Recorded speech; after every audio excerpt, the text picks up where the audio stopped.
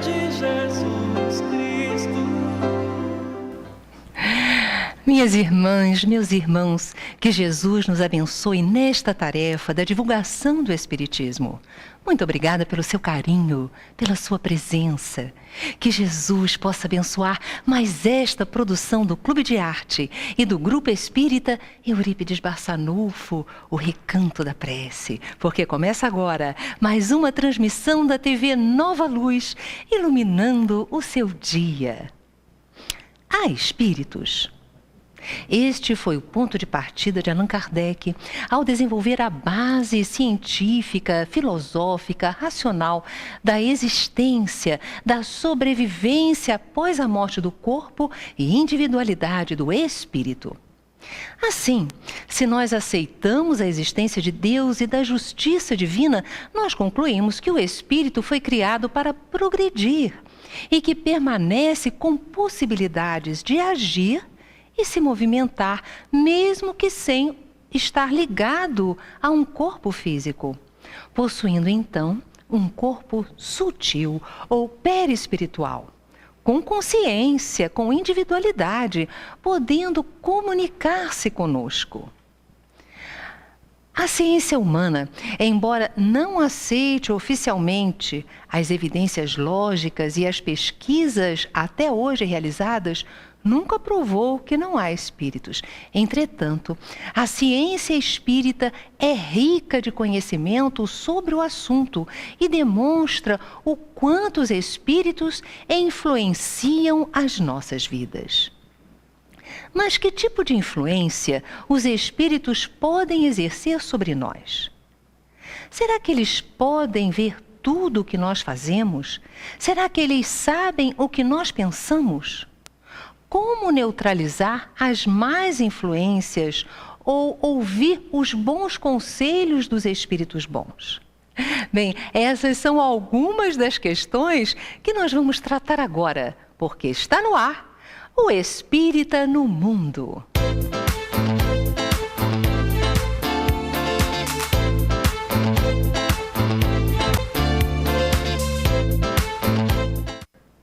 O Espírita no Mundo de hoje vai falar sobre a influência dos espíritos em nossas vidas. E para tratar deste assunto, nós convidamos Bruno Lourenço. Ele é diretor da área de educação do Conselho Espírita do Estado do Rio de Janeiro. É expositor espírita também. Seja bem-vindo, Bruno, ao nosso programa. É uma alegria, Yasmin, estar aqui com você, com aqueles que terão a oportunidade de estar acompanhando, assistindo a nossa entrevista. É sempre uma satisfação muito grande compartilhar um pouco do conhecimento espírita com aqueles que desejam conhecê-lo verdadeiramente. Isso é muito bom para o nosso coração e há muito tempo que eu estava querendo o Bruno aqui conosco, porque eu conheço o Bruno há muito tempo, né, Bruno, que a gente se conhece, tempo, né, lá na cidade de Magé, já tive a oportunidade de falar na instituição espírita lá do Bruno, né? Sim, algumas outras da cidade, por conta das atividades no movimento espírita. Enfim, nós também temos um carinho assim, enorme por você, pelo trabalho que é desenvolvido aqui pela TV Nova Luz, que dá oportunidade a muitos terem acesso ao conhecimento espírita, né? Acho que é uma participação muito importante nas ações do nosso movimento espírita unificado. E eu fico muito feliz de a gente estar trabalhando juntos e de eu estar podendo renovar a minha alma, né? Com esse trabalho no bem. E Magé é uma cidade aqui no Rio de Janeiro que é fervilhante em trabalhos espíritas, né? O nosso movimento espírita é bem ativo, né? Agora mesmo eu estava nas comemorações de 2 anos de fundação do nosso bebê, que é o Núcleo Espírita Meimei, que é uma casa espírita que nasce muito ligada às ações de evangelização. Então nós temos um movimento espírita bem ativo, que já tem mais de 50 anos de ação conjunta, algumas casas que já estão beirando aí os 100 anos, a União, Amor e Caridade, onde nasceu inclusive a Comerge, a história da Comerge. Está faltando, se eu não me engano, 3 anos para comemorar 100 anos de existência. Gente, e nós temos a satisfação de contribuir na divulgação do Evangelho, colaborando de alguma forma, ainda que minimamente, com as ações do Movimento Espírita de Magé. E o Bruno falou da Comerge, ali foi o nascedouro, né, nessa instituição. Comerge é a Confraternização de Mocidades Espíritas no estado do Rio de Janeiro, que agora tem mais de 17 polos, né? São 20 polos hoje que atendem a todo o estado do Rio de Janeiro, espalhado aí por todas as regiões do estado. E é espetacular. E é durante todo o período do carnaval. Então os jovens vão, dormem lá, almoçam, fazem todas as refeições e ficam estudando. E aqueles que coordenam as atividades e que orientam os estudos são preparados e se encontram durante todo o ano lá na sede do CERJ, que é o Conselho Espírita, e em outros lugares também.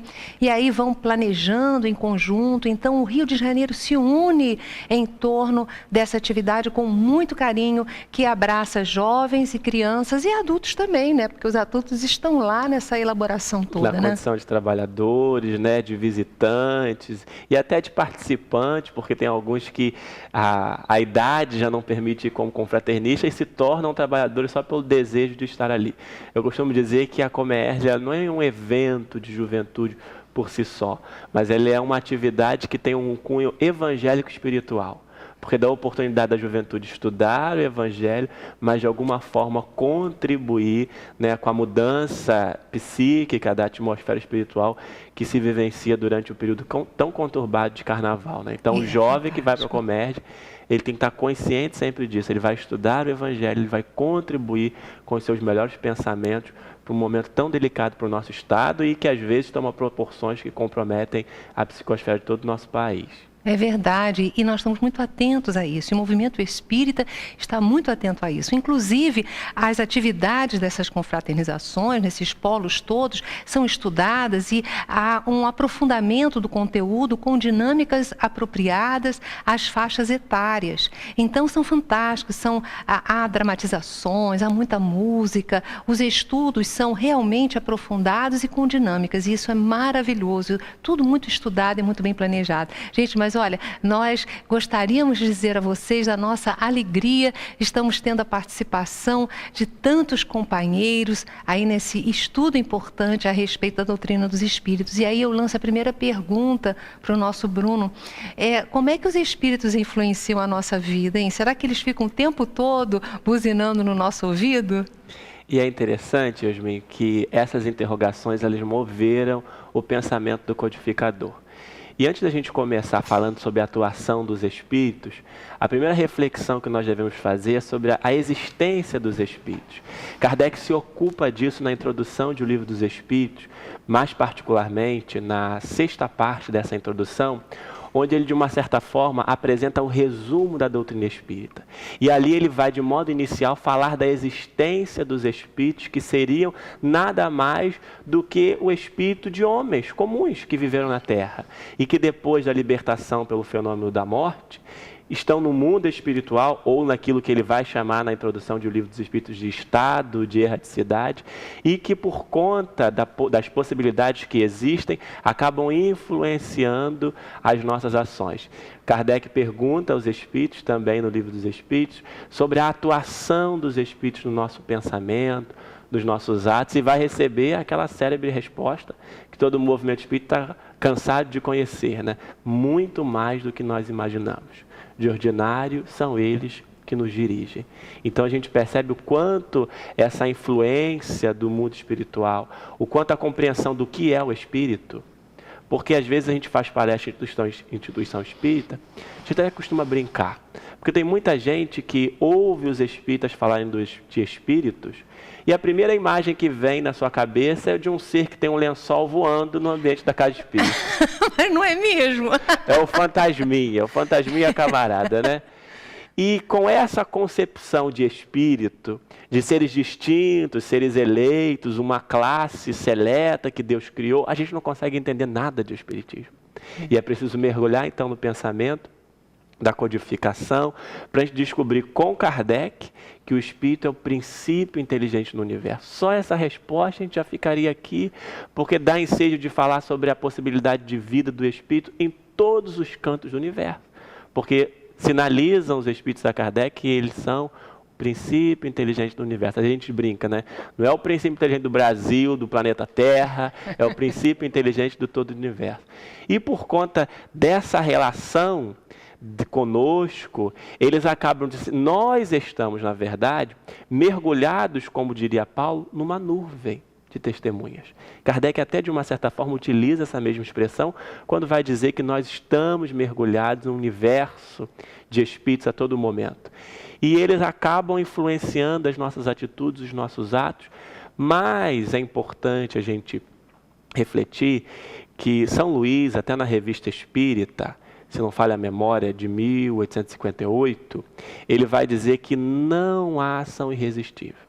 Por mais que nós estejamos aqui hoje para falar sobre a influência desses espíritos nos nossos pensamentos, é interessante que Kardec formula a pergunta começando pelo pensamento, onde tudo se inicia, e nos nossos atos, não há ação irresistível, ou seja, não há desejo espiritual, influência espiritual que nós não consigamos conter.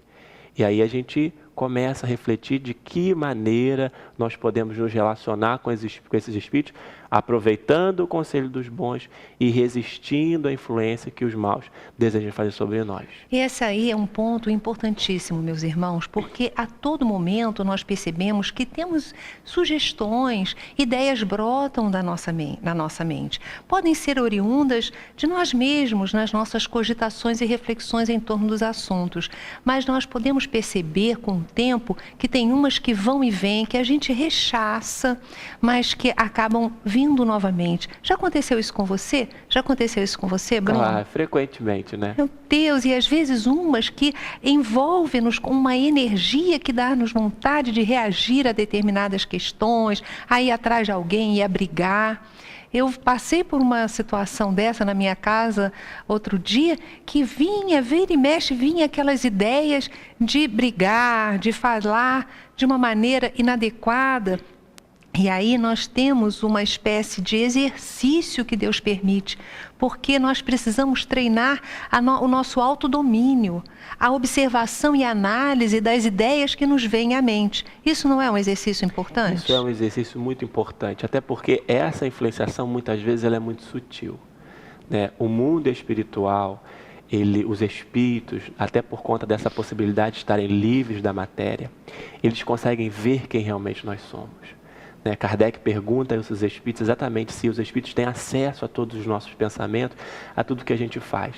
E os espíritos vão sinalizar ao codificador que os espíritos podem sim ver tudo aquilo que estamos fazendo, mas alguns de fato não veem. Por quê? É como alguém que estivesse fazendo uma viagem acompanhado de outra pessoa. No final de todo aquele percurso, você vai perguntar para os dois o que cada um viu, e embora tenham passado a mesma estrada, cada um vai fazer relatos diferentes. Ou seja, porque há coisas diferentes que atraem cada um. Então os espíritos, embora tenham possibilidade de acessar, diz eles a Kardec, até aqueles pensamentos que nós achamos que estão ocultos, eles enxergam aquilo que apraz ao desejo deles de enxergarem, e eles acabam nos conhecendo intimamente. Muitas vezes esses pensamentos que surgem da influenciação dos espíritos nascem de forma muito sutil. Eu vivi uma experiência durante alguns anos de um mesmo pensamento que me visitava a vida inteira, que me visitou durante 2, 3 anos da minha vida. Eu, durante algum período, por conta de muitas ações, a gente se envolve sempre muito no movimento espírita, comecei a me sentir um pouco só. Era um sentimento que eu tinha. E aí, por conta disso, passou a surgir aquele pensamento de solidão, de tristeza, e uma frase repetida: eu preciso de alguém, eu preciso de alguém. E aquilo me importunava o tempo inteiro. Mas veja só, com certeza o pensamento foi resultado da influência de um espírito, mas o sentimento que gera aquilo era meu. Ou seja, por nos conhecer intimamente, eles vão nos sugerir aquilo que eles sabem que vão ganhar acolhida no nosso coração, no nosso campo mental, nos nossos desejos íntimos, porque eles nos conhecem muito bem. Livres, dos impeditivos da matéria, eles conseguem ter acesso àquilo tudo que nós pensamos 24 horas por dia, porque somos seres que pensamos eternamente. Falar de influência dos espíritos, dessa relação do mundo espiritual conosco, é falar também de pensamento. Nós temos pesquisas de psicólogos norte-americanos que dizem que nós temos cerca de 90 mil pensamentos por dia. E desses, 90% são lixo mental. São pensamentos que nós temos e que não têm utilidade nenhuma para o nosso processo evolutivo, seja ele intelectual, espiritual, moral, qual seja a ótica que nós vamos observar para analisar, mas eles falam muito do que nós somos. E de acesso a isso, os espíritos conseguem perceber qual é o momento e qual o ambiente mais propício para atuar.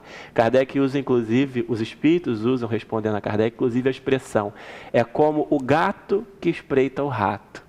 O momento certo de atuar, de agir e de fazer-se influenciar não só o pensamento, mas nas nossas ações, as nossas atitudes.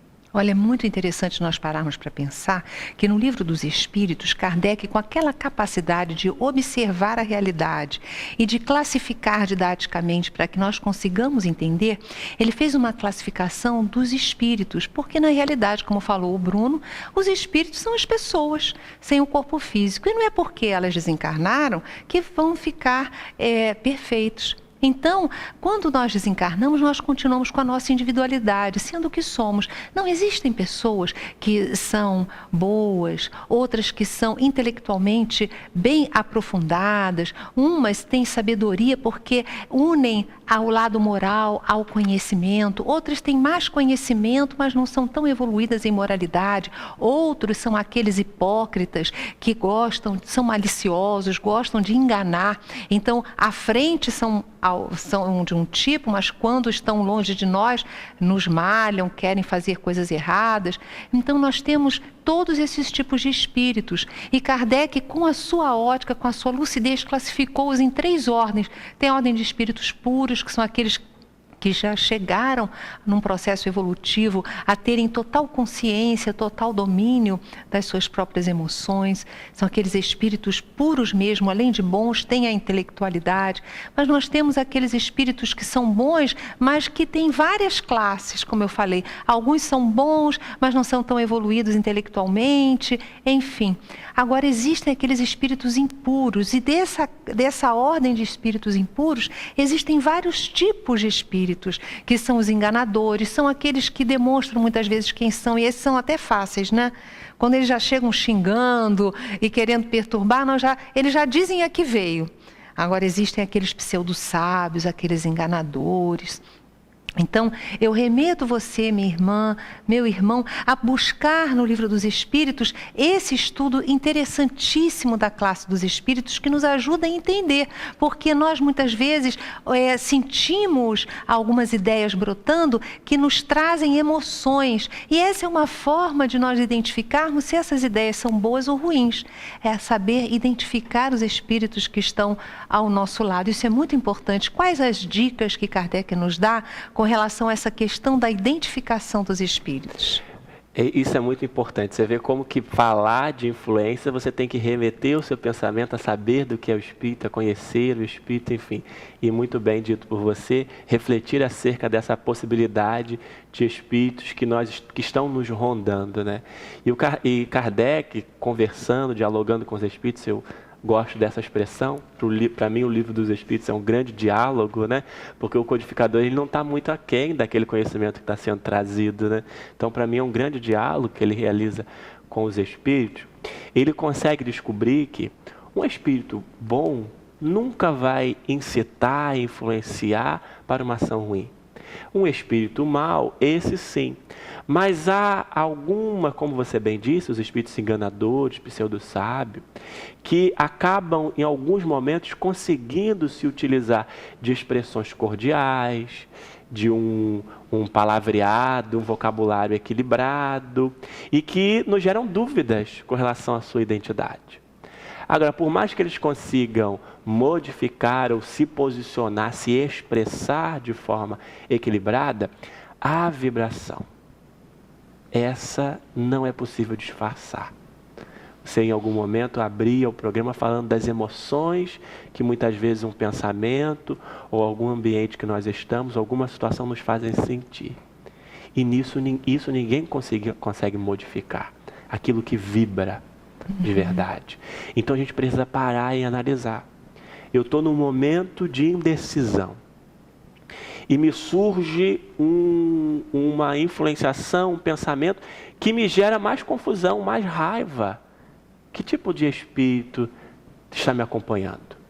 Eles até dizem ao codificador que geralmente o primeiro pensamento é nosso. E que os que se sucedem depois são pensamentos que possivelmente, porque não é uma regra lógica, possivelmente são dos espíritos que nos cercam. E aí a gente tem que analisar. Primeiro tentar distinguir se é meu ou se não é meu. E aí eu preciso me conhecer. E aí a gente, para falar de influência de espírito, tem que falar de autoconhecimento. Tem que pegar a informação, a dica trazida na questão 919 por Santo Agostinho, de refletir sobre a existência, sobre a vida, de examinar-se, como diz Joana, de conhecer-se, para saber identificar se aquilo de fato é nosso ou não. E aí depois eu identifiquei que não é um pensamento meu, é um pensamento bom ou um pensamento ruim. Eu analiso primeiro a forma como ele veio, a expressão que o Espírito utilizou. Porque se de imediato já vem expressões vulgares, a gente sabe que não estamos sob a orientação de bons espíritos. Mas se ainda assim me resta dúvida, eu vou perceber que tipo de sensações aquilo vai gerar. Que tipo de sentimentos podem surgir, inclusive, se eu acolher aquele conselho. Porque talvez naquele primeiro momento eu estou tão envolvido naquela situação que nem percebo aquela vibração ruim que o Espírito está emitindo, porque é dele, é uma conquista de cada um, então é dele. Mas eu preciso refletir, se eu acolho esse desejo, quais são as consequências? Se não forem consequências boas, se não forem gerar ações e pensamentos equilibrados, possivelmente, com certeza, não é a intuição, a influenciação de espíritos bons, muito menos daqueles que foram escolhidos pela providência divina e que se escolheram para tutelar as nossas vidas e que podem estar constantemente conosco. Basta o nosso desejo. Nós estamos mergulhados numa atmosfera espiritual. Eu costumo sempre fazer a reflexão com os próprios meios de comunicação, né? Existem uma série de ondas sendo emitidas o tempo inteiro. Não é no momento que eu ligo a minha TV, o meu rádio, o meu computador, que aquela onda começou a ser emitida pela emissora. Não. Elas estavam sendo emitidas naquele ambiente, todas elas ao mesmo tempo. Agora, quando eu escolho qual canal que eu quero acessar, a única coisa que eu faço é buscar naquela atmosfera o canal que eu quero, que eu desejo me comunicar. Mas ele já estava ali. Eu apenas entrei em sintonia. Eu busquei e fiz a sintonia. Aquela mesma vibração, e da mesma maneira funciona o ser humano. Da mesma forma, os nossos pensamentos promovem sintonias e as nossas emoções também. E às vezes acaba havendo uma indução hipnótica, porque a gente abraça, agasalha aquela emoção, aquela raiva às vezes, ou aquela tristeza, e aí a gente entra em sintonia vibratória com mentes encarnadas e desencarnadas que vibram na tristeza, ou vibram no ódio, vibram na raiva. E aí fica muito difícil, muitas vezes, nós nos desplugarmos, porque há toda uma indução hipnótica. Então nós precisamos buscar aquele autodomínio e buscar atividades, leituras edificantes, músicas edificantes, palestras. Enfim, buscar uma sintonia nova para que nós possamos nos desvincular das induções hipnóticas que aquelas vibrações nos trazem. É complexo, mas nós podemos, como você falou, né? Não Exatamente. tem jeito, a gente consegue se nós realmente desejarmos. E quando nós temos lucidez do processo, como acontece, aí mais força a gente tem para se desvencilhar disso, né? E a gente precisa vigiar muito esse processo, porque de um simples pensamento influenciador, como você bem disse, eu posso agasalhar um processo inicial de obsessão. E nós vamos conversar sobre essa questão da obsessão. Vão ser as perguntas que eu vou fazer daqui a pouco. Então fiquem conosco, nós vamos fazer um rápido intervalo. Mas antes, vamos assistir o musical Renovando Atitudes do Grupo Ânima. E nós voltamos já já conversando sobre a influência dos espíritos em nossas vidas.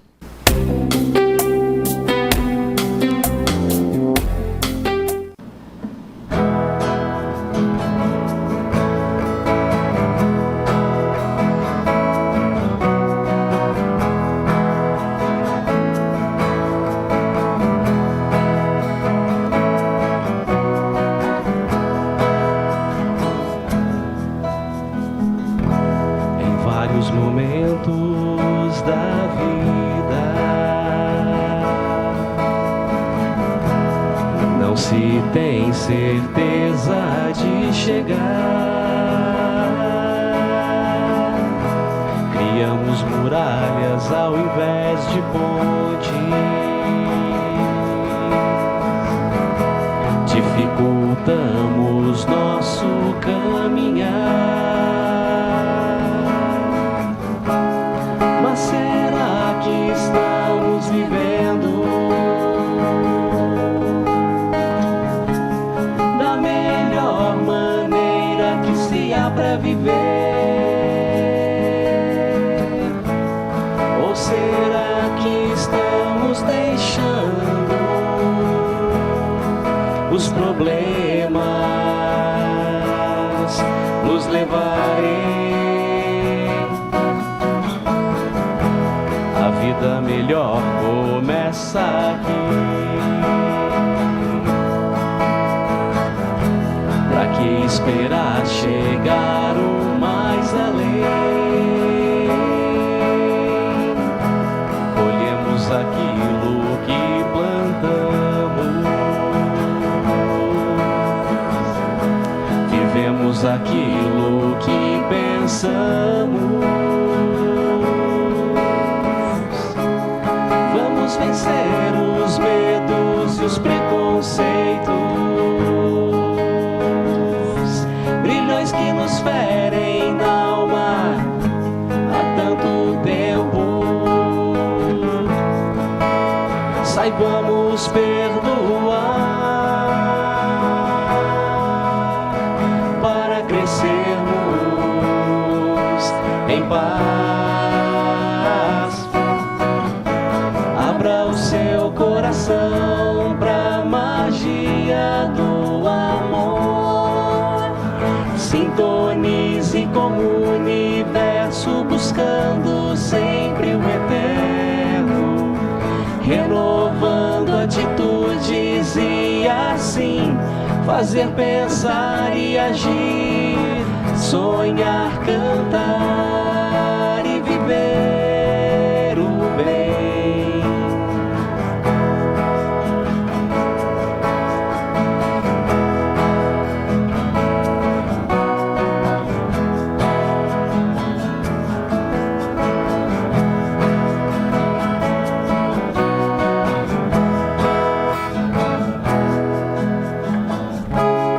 Vamos vencer os medos e os preconceitos, brilhões que nos ferem na alma há tanto tempo. Saibamos perdoar para crescermos em paz. Abra o seu coração pra magia do amor. Sintonize com o universo, buscando sempre o eterno, renovando atitudes e assim fazer pensar e agir, sonhar, cantar e viver o bem.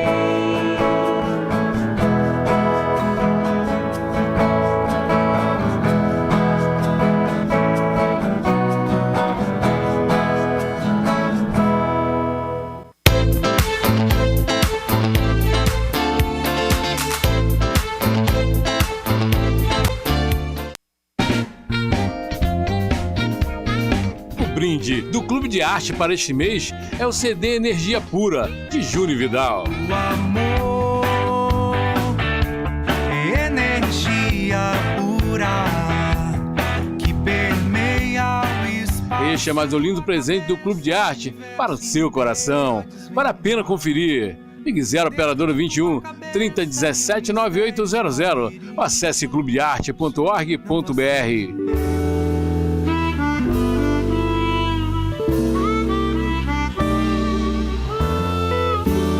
Clube de Arte, a arte espírita a serviço do bem. Não dê passos nessa vida como quem só está de passagem, pois no intuito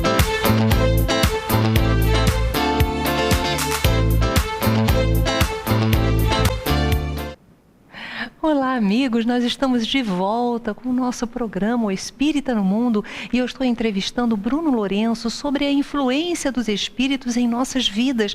E esse tema é muito significativo para a construção de uma vida cada dia mais saudável e mais feliz, porque nós já sabemos com Allan Kardec que os espíritos influenciam sim, mas nós temos todo o poder de análise daquilo que nos é sugerido e também do autodomínio, exercendo o nosso autocontrole, as nossas decisões, para não abraçarmos ideias que não são compatíveis com o nosso ideal de melhoria. E eu estava conversando com o Bruno e no primeiro bloco nós terminamos falando sobre os processos obsessivos que podem surgir dessas influências. Então, Bruno, vamos começar falando o que seja obsessão sob a ótica de Allan Kardec. Então, quando esse processo de influenciação, que é muito comum, que ocorre com todos nós, ele começa a se tornar algo presente, muito presente na nossa existência, quando, na visão dos espíritos da Kardec, começa a se travar ali uma influenciação que muitas vezes é até difícil de resistir, quando a gente se percebe realizando ações, atitudes com pensamentos que não são muito comuns nossos, de maneira mais rotineira, nós podemos estar entrando nesse processo de obsessão, que é a ação do espírito sobre a nossa existência, sobre a nossa vida, e que o codificador, no Livro dos Médiuns, apresenta para nós três fases diferentes, três possibilidades diferentes. Ele diz que a obsessão é o gênero, né? É o grande gênero, e que há três espécies de obsessão.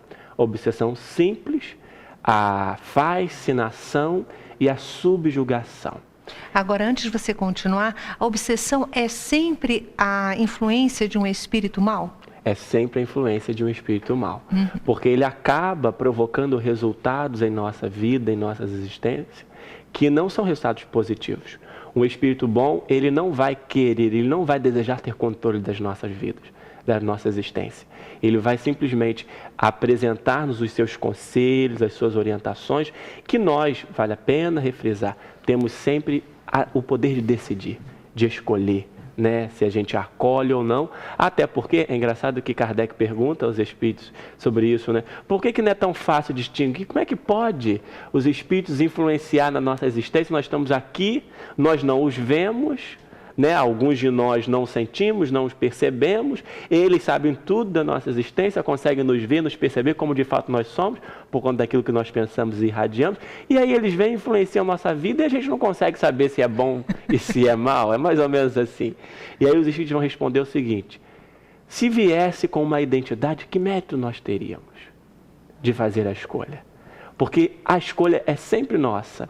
E quando isso é um exercício, os espíritos vão usar a expressão, é sempre Deus utilizando até nas coisas ruins um instrumento de produzir evolução e progresso, de produzir coisas boas para a nossa existência. Então é a oportunidade que nós temos de avaliar as situações e fazer as nossas escolhas, de produzir crescimento espiritual. Então o processo de obsessão é sempre resultado de um espírito que deseja, de alguma forma, por conta das suas ações, produzir algo que vai trazer resultados ruins.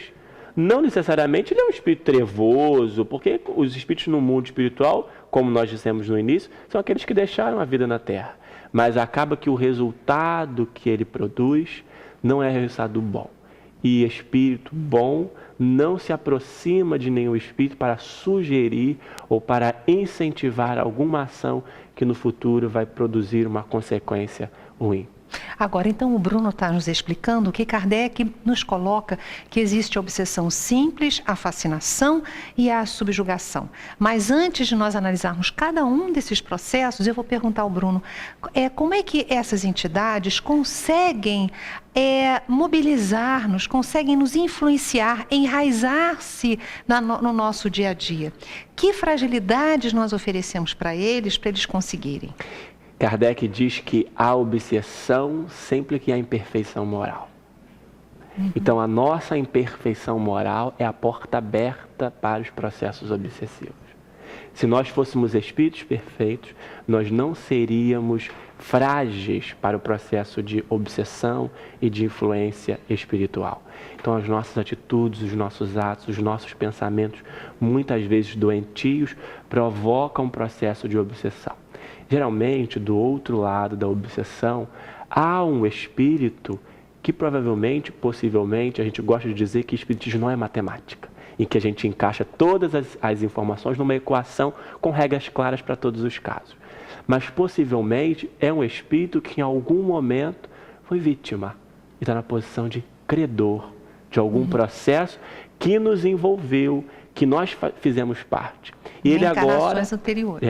E ele agora se sente no dever de cobrar aquilo que a gente deve. Aquilo que a gente acabou, de alguma forma, maculando. E aí, nessa concepção que é trazida de forma presente na codificação, eu gosto de propor sempre uma reflexão, Yasmin, sobre a figura dos obsessores.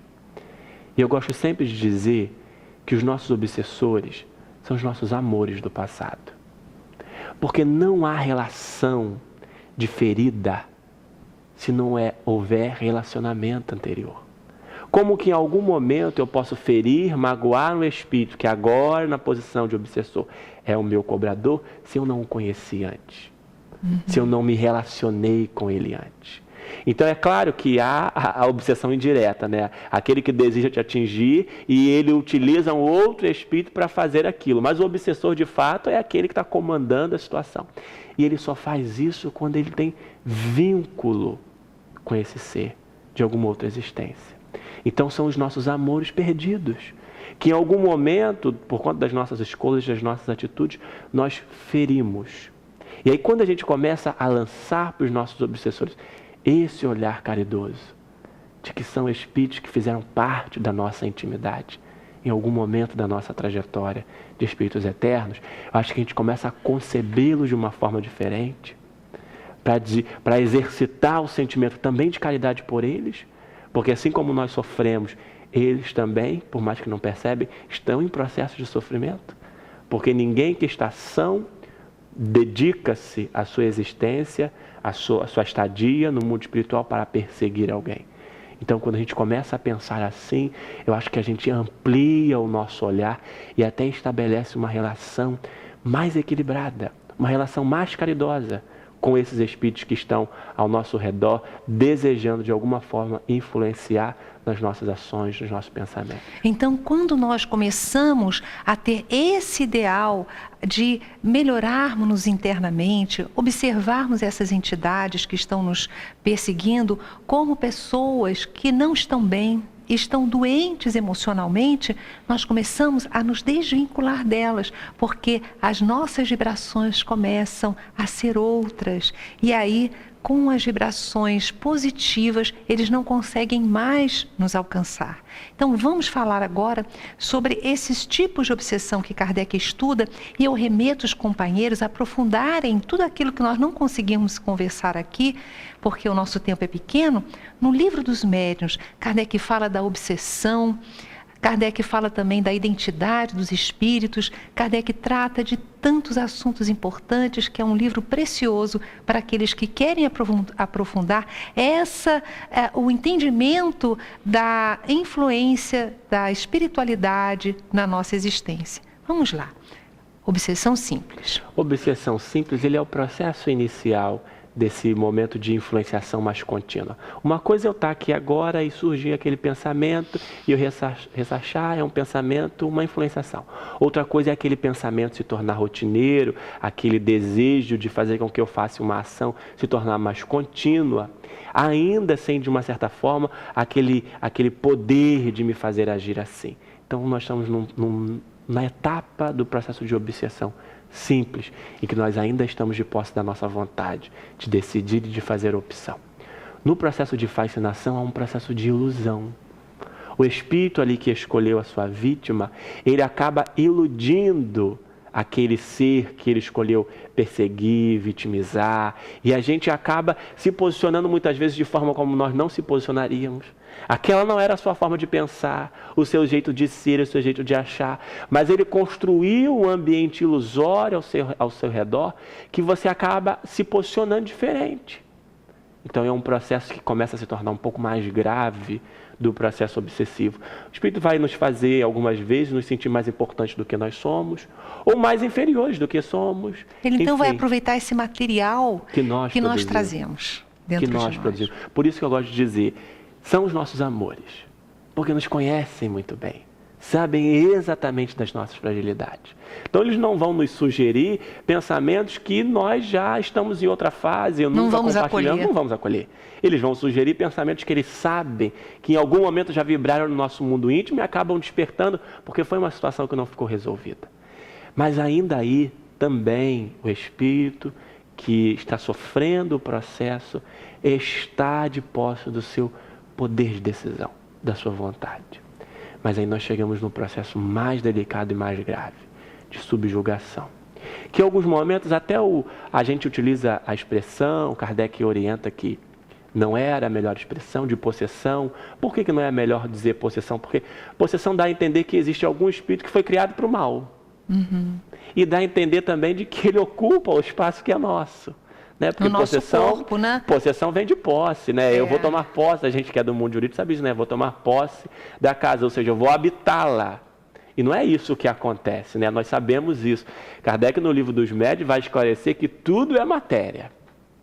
Matéria quinta essenciada, mas tudo é matéria, até o espírito é matéria, quando ele vai falar até da produção dos fenômenos mediúnicos para nos fazer entender. Porque a matéria existe em vários níveis. Se tudo é matéria, a gente tem que aplicar a lei da física. Dois corpos não ocupam simultaneamente o mesmo espaço. Então, não há a posse, mas há um controle do espírito. Por isso que ele prefere o termo subjugação. Subjugação, por isso que ele prefere.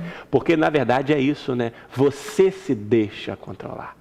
Você acaba se subjugando àquele processo. E, nesses casos, esse exercício da vontade, ele é um exercício mais complicado. E aí nesses momentos é importante a terapia espírita. Porque aí se aquele espírito que está sofrendo já não consegue mais exercitar o poder da sua vontade, ele vai fazer uso da vontade de outro, né? E aí tem um desejo dos nossos mentores espirituais, dos nossos guardiões que desejam que a gente rompa aquele processo. Tem a terapia espírita, o hábito da prece, a prática, a terapia de se colocar à disposição de utilizar o passe como instrumento de modificação das nossas energias, do nosso pensamento, mas é um processo muito mais grave. É um processo que necessita o nosso olhar para que a gente não se deixe chegar nele. Porque a subjugação começou com uma obsessão simples. Começou de uma maneira apenas do espírito nos trazer algumas orientações, entre aspas, né, mais orientações, algumas sugestões, e a gente vai acolhendo. Esse acolhimento vai estabelecendo relações energéticas, vibracionais, e ele vai se penetrando, né, no nosso campo energético, porque a gente vai dando margem àquela influência que acaba depois se transformando numa subjugação. Agora, entre a obsessão simples e a subjugação, Kardec ainda coloca um nível que é o nível perigoso, né? Que é a fascinação. E é no processo de fascinação a gente gosta daquilo, né? Então ainda é mais perigoso que a subjugação, porque às vezes fica na fascinação e outras vezes vai para a subjugação. Mas na subjugação a gente sabe que já tem lucidez que não é um bom espírito, que já está no comando. Mas na fascinação a gente acha que é um bom espírito. A gente acha que é um bom espírito e a gente se compraz com aquilo. Porque como criou-se um ambiente de ilusão, a gente sente-se bem naquele espaço. Então, realmente, a fascinação é uma fase delicada desse processo de influenciação. A subjugação, às vezes, você olha o indivíduo e você já consegue perceber nitidamente. Até a expressão física dele está modificada. Está num processo claro de subjugação. Agora, a fascinação, o espírito, ele gosta, como ele acolheu aquele pensamento primeiro que veio, ele gosta, ele sente prazer. O espírito que é a vítima, ele sente prazer naquilo. Então, também é um processo complicado de se desvencilhar. O melhor disso tudo, Yasmin, são as terapias preventivas. Então nós vamos conversar agora sobre o melhor disso tudo, para a gente não cair nessas malhas, porque nós sabemos que, estando encarnados na Terra, qualquer um de nós pode ser vítima de um processo obsessivo em virtude das fragilidades que nós trazemos em nós, das dificuldades que nós trazemos em nós. E nós nos conhecemos muito pouco. Muitas vezes não nos damos conta de algumas fragilidades que eles percebem e eles investem na gente. Vamos falar dessa terapia preventiva, então? Então, a gente pode, assim, numerar alguns passos que são importantes. O primeiro deles, você ensejou, começar a conversarmos sobre ele, que é o autoconhecimento. A gente precisa refletir sobre quem somos, passar o nosso dia em revista, os pensamentos que nos vigiaram, que nos visitaram, as sensações, os desejos, as emoções, os sentimentos que nós tivemos. Porque se a gente consegue ter clareza sobre isso, é um pouco mais fácil identificar esse processo de aproximação espiritual. Então, eu gosto muito da questão 919 do Livro dos Espíritos. Para mim, ele é uma receita de bolo. Eu costumo até brincar nas palestras que Kardec formulou aquela pergunta com jeito brasileiro de ser. Porque olha o que ele pergunta, diz assim: qual o meio mais fácil, eficaz, que tem o homem de alcançar o melhoramento moral e resistir à atração do mal, para resistir à atração do mal nesta vida? Tem 3 coisas aí, olha. Fácil, não pode dar muito trabalho. O brasileiro que é muito assim, né? Não pode, além de não dar muito trabalho, tem que ser eficaz, tem que funcionar. E o resultado é para quando, Yasmin? Nesta vida, agora. Isso. Então eu falo assim, não, nossa, Kardec merece o título de mestre extraordinário. É verdade. Codificador. Tão extraordinário quanto a questão é a resposta. O sábio da antiguidade já vos disse: conhece-te a ti mesmo. E aí, como se ele estivesse visitando o nosso pensamento, porque possivelmente a gente iria se perguntar, mas a gente sabe como essa passagem é importante, é belíssima, mas a dificuldade é exatamente fazer isso. Aí ele pergunta isso, na questão 919A. E aí surge o compartilhamento, né, de uma vivência de vida, que é para a gente examinar os nossos dias, as nossas ações, as nossas atitudes. Fizemos algo que devemos nos envergonhar, agimos de alguma forma equivocada com algum irmão, enfim, autoconhecimento. Depois do autoconhecimento, aliado ao autoconhecimento, o hábito da prece.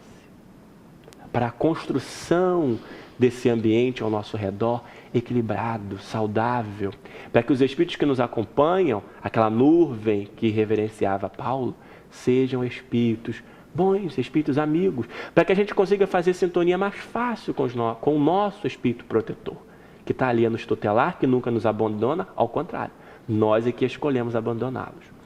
Mas aliado ao hábito da prece, é preciso mudança de atitude. E aí a gente vai ver a questão 479 do Livro dos Espíritos. Quando Kardec pergunta exatamente isso: qual é a eficácia da prece para a cura da obsessão? E aí a resposta dos Espíritos é um pouco dura, porque eles vão dizer assim: de imediato funciona como um socorro. Mas não basta, e é assim mesmo que eles dizem, murmurar algumas palavras para ter os pedidos resolvidos. Deus não se limita a ajudar os que oram, mas os que obram. Ou seja, não basta só a prece. Eu me conheço, eu faço prece, eu preciso mudar as minhas atitudes. Senão eu caio num ciclo vicioso. Imagina, a prece resolve tudo. Então eu vou lá, fiz algo errado, fiz prece e Deus resolveu. No dia seguinte eu faço errado de novo, faço prece e Deus resolve. E assim nós vamos num ciclo vicioso. Então a prece constrói uma ambiência equilibrada. Mas é preciso que eu renove as minhas atitudes. É preciso ação no bem. Para que quando esses espíritos nos visitem, nos influenciem, nos aproximem para nos causar algum mal, eles não encontrem campo de atuação. Porque nós estamos ali na ação do bem. Como é bom estar aqui nesse programa. Por quê? Porque nós estamos desejando construir o melhor. Nós estamos irradiando pensamentos, desejando que aqueles que nos assistem, que nos acompanham, utilizem o conhecimento espírita para melhorar a sua vida. Que tipo de ambiente nós estamos envolvidos? Dificilmente um espírito imperfeito consegue penetrar nesse espaço, nesse ambiente. Então, mudança de atitude. Hábito de leitura edificante, para facilitar a criação desse ambiente espiritual equilibrado. O Evangelho no lar. É preciso trazer o Cristo para o nosso lar. Reconstruir estruturas de segurança no ambiente doméstico, a célula mais importante da sociedade. Aquela em que nós somos inseridos para aprender a conviver. Lei de sociedade, está no Livro dos Espíritos. Por mais que o processo evolutivo seja sozinho, nós precisamos do outro. Então o lar é um desafio imenso. Não porque estão os nossos maiores inimigos, eu tenho preocupação com essas expressões, porque acabam tornando o lar um ambiente difícil de sobreviver. Porque assim como tem os nossos desafetos, tem os nossos amores, que lá também estão. E os nossos inimigos são seres que já se relacionaram conosco, então foram os nossos amores de ontem também. Mas é porque é o nosso espaço primeiro de convivência. Então a leitura do Evangelho, convidando Cristo para estar conosco, através de recordar, através da sua mensagem, a sua presença, são hábitos que nos ajudam a construir um ambiente equilibrado e nos livrar, pouco a pouco, dessa possibilidade do processo de influenciação e do grau mais grave, que é a obsessão. Então, o nosso companheiro Bruno nos trouxe uma receita de bolo que exige de nós perseverança. Então, vamos dar uma parada, observar a nossa vida. À noite, antes de dormirmos, vamos abrir o Evangelho, fazer uma leitura, pedirmos o amparo da espiritualidade superior, do nosso guia espiritual, que é o nosso orientador mais próximo, para que tenhamos lucidez para perceber como é que nós fazemos as nossas escolhas, o nosso comportamento diário, porque de acordo com as nossas explosões ou com as nossas tristezas, que pensamentos mais nos visitaram, como é que a gente reage a determinadas presenças de familiares ou de pessoas que convivem conosco no trabalho, como é que isso atua em nós? Essas observações vão nos trazer como nós nos movimentamos no mundo, vão deixar evidentes os pontos fortes que nós já temos de equilíbrio, mas as nossas fragilidades também. Quando observarmos as fragilidades é ótimo, porque já ter lucidez para observar as nossas fragilidades faz-nos ver aquilo que nós precisamos trabalhar, inclusive para buscar recursos, muitas vezes até em uma terapia, para que nós consigamos trabalhar essas fragilidades. Trabalhar as fragilidades é conquista de equilíbrio e nós precisamos conquistar esse equilíbrio no nosso dia a dia. O pessoal aqui no meu ponto já avisou que nós estamos terminando o programa, que foi delicioso. Eu tenho certeza que essas reflexões vão nos fazer muito bem na construção de uma vida mais sadia, mas exige-se que não só nós tenhamos essas reflexões, mas que nós tenhamos também o desejo e a perseverança de agora, diariamente, antes de dormir, nós criemos esse espaço que pode ser de 10 minutos. Quem não tem 10 minutos? É porque nós temos um processo hipnótico quase, de levarmos a vida atabalhoadamente, sem termos as rédeas da nossa existência em mãos. E nós precisamos fazer isso, meus irmãos, porque a felicidade, a nossa felicidade, exige isso. E seremos verdadeiramente felizes se colocarmos em ação. Bruno, suas palavras finais. Eu quero só agradecer a oportunidade de estar aqui, de alguma forma contribuir com as reflexões que os companheiros com certeza darão continuidade no seu lar, no ambiente em que tem a oportunidade de rever o conteúdo que conversamos e deixar sempre essa mensagem que às vezes a gente se vê perdido no mundo atual por conta das suas turbulências. É interessante, né? A tecnologia nos aproximou, ela favoreceu uma série de questões, mas nós temos a nítida impressão de que estamos com o tempo cada vez mais reduzido, quando ela poderia nos oferecer mais tempo, que é de trazer o Cristo de volta, né? Refletirmos sobre Jesus no nosso ambiente íntimo, porque só da leitura do Evangelho a gente se coloca naquele ambiente de Jesus e a gente consegue refazer, respirar. Eu acho que isso é um instrumento poderoso para nos auxiliar no enfrentamento do nosso processo de influenciação, seja ele qual for. Muito obrigada, Bruno, pela sua presença aqui no nosso programa. Eu que agradeço.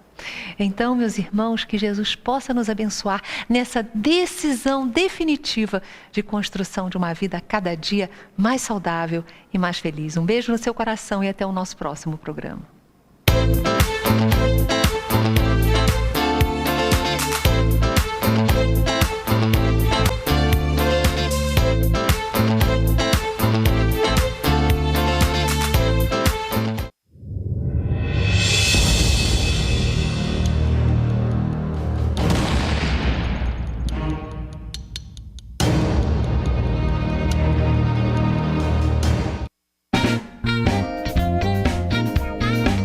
brinde do Clube de Arte para este mês é o CD Energia Pura, de Júnior Vidal. O amor é energia pura que permeia o espaço. Dentro de tua cabeça, o universo inteiro a desvendar.